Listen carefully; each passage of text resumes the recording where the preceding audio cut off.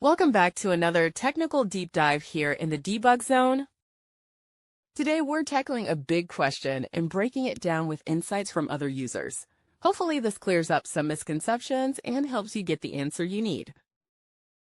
So buckle up, stay a little curious, and let's jump right in.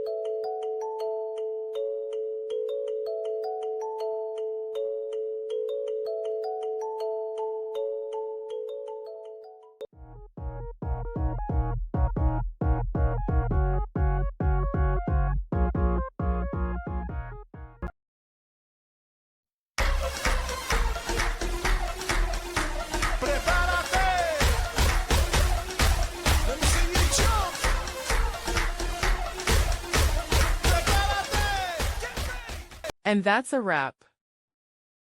I hope you found the answer you were looking for. If you did, take a second to hit that subscribe button. It really helps out. And let me know in the comments which solution worked best for you. See you next time in the debug zone.